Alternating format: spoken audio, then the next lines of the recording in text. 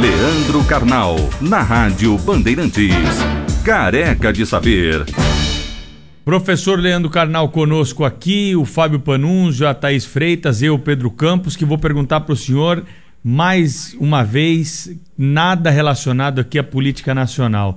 Quero saber do senhor a respeito dessa notícia de que a primeira-dama dos Estados Unidos mudou-se somente hoje, depois de 5 meses, para a Casa Branca.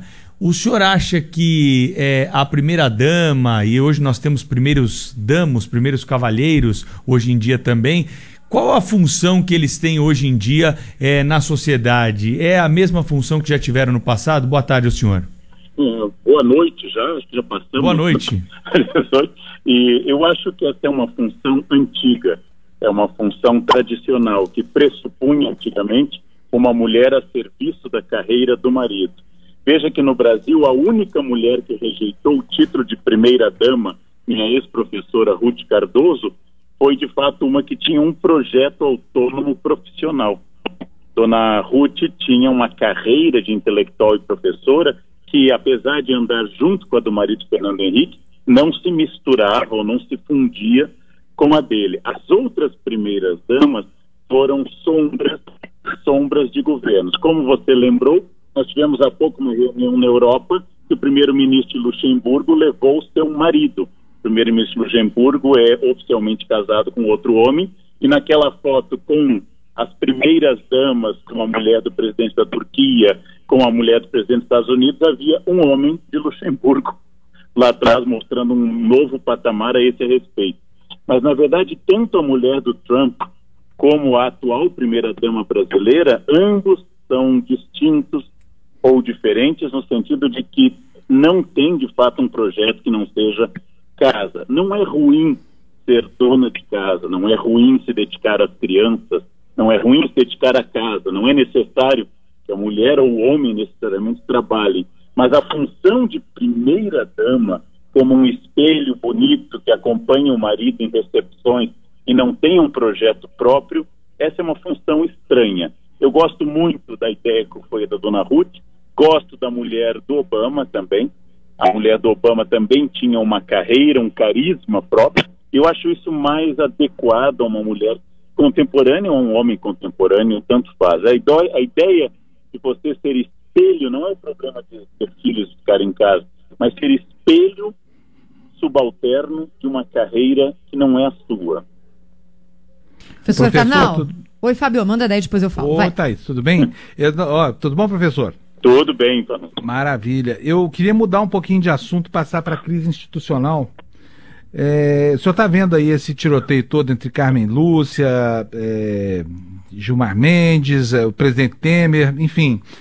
Parece que a coisa vai agora terminando de maneira assim a contemplar uma posição, digamos, de mútua desconfiança respeitosa.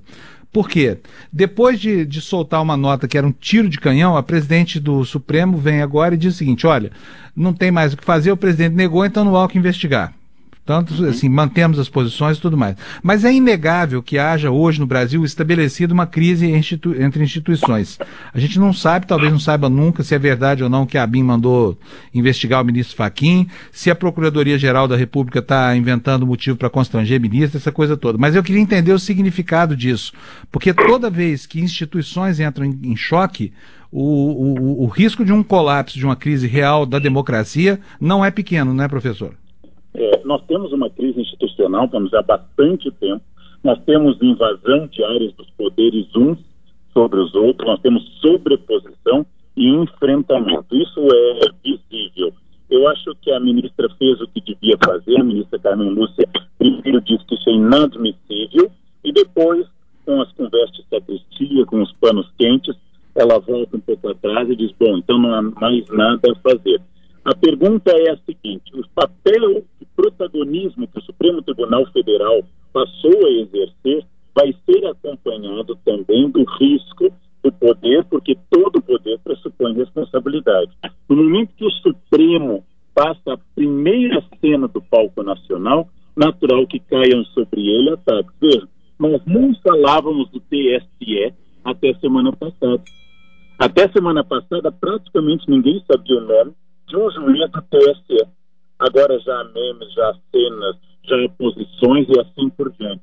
O Supremo, da mesma forma, o fato de que nós sabemos mais sobre ministros do Supremo do que a própria seleção brasileira, sabemos mais os nomes do Supremo que a seleção, é sinal de que ele adquiriu um protagonismo muito específico.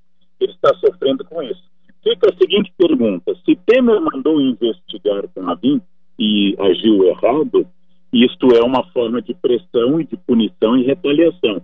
Mas a pergunta, se a BIM investigar, alguém tem algo a esconder?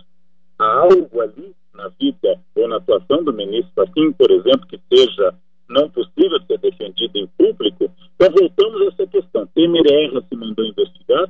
Para mandar investigar teria que haver uma desconfiança concreta de improbidade, de desonestidade ou de ação ilegal. Não havendo, isso é pura prevaricação, isso é puro abuso de autoridade. Mas o que temem as pessoas ao serem investigadas? O que temem as pessoas que passem um pente fino na sua vida sobre as ações? Quer dizer, essa também é uma questão importante. Nós temos a política desnudada no Brasil. As pessoas estão exercendo o poder pelo poder. Como você dizia antes de eu entrar no ar, o PSDB está decidindo se fica no governo não a partir de princípios partidários, que eu não tenho certeza qual seria o princípio partidário do PSDB ou de qualquer partido, mas a partir de interesses do jogo de poder e saber o que o defende mais nas próximas eleições com um projeto de poder. Então também Temer está discutindo exclusivamente sua permanência no cargo. Está discutindo exclusivamente seu projeto de poder. Como também a ex-presidente Dilma passou 2 anos discutindo a tentativa de evitar cair do cargo. O que está faltando no Brasil é alguém que administre, né? E não discuta exclusivamente seu projeto de poder. Muito bom. Professor Leandro Carnal, nosso colunista aqui na Rádio Bandeirantes, volta na quarta-feira aqui no Bastidores do Poder. Até lá, professor, um beijo, hein? Um grande abraço aos nossos ouvintes. Boa noite.